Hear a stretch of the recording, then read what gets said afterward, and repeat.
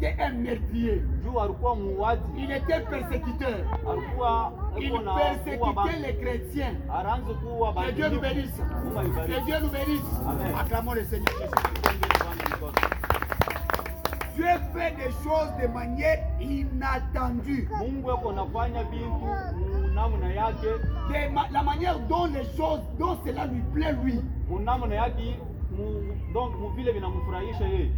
Est-ce que je peux ajouter les prophètes avant d'aller plus loin?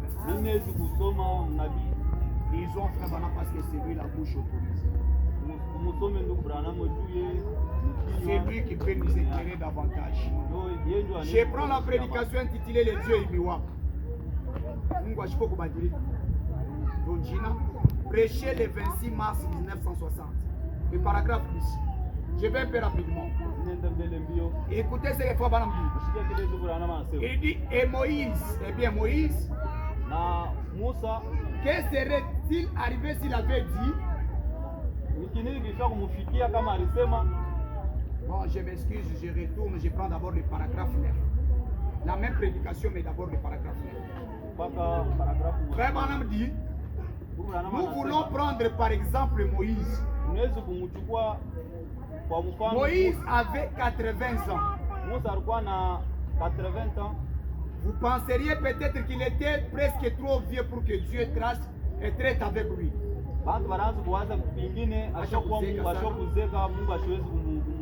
Il était un vieil homme.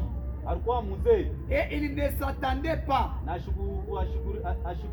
vu son âge, à ce que Dieu traite avec lui. Par rapport à autre chose, il était au mont Horeb. Un endroit inattendu.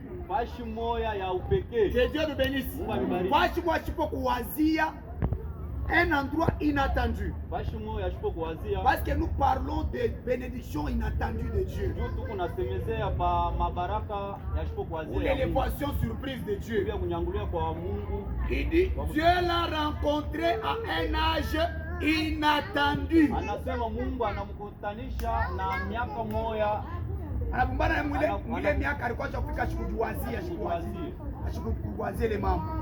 À un endroit inattendu, de façon inattendue. Il a rencontré Moïse d'une façon inhabituelle.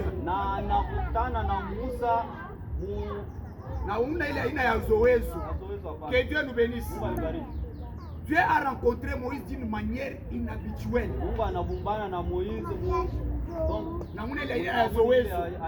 Parce que selon les hommes, ils ont leur façon, leur manière. Non, pour que quelqu'un soit un serviteur de Dieu, il doit mettre la colle pastorale. Il doit avoir une grosse Bible comme ça. Mais pour qu'il soit un Messie, les ciels doivent s'ouvrir. Les anges doivent l'accompagner pour qu'on soit rassuré que c'est lui le Messie. Frère Branham dit que Dieu ne rencontre pas les gens de la manière dont ils s'attendent. Il a rencontré Moïse d'une façon inhabituelle. De la façon qu'il avait choisi de les rencontrer. Ile namuna Mungu yeye alichakulia kukutana na Musa.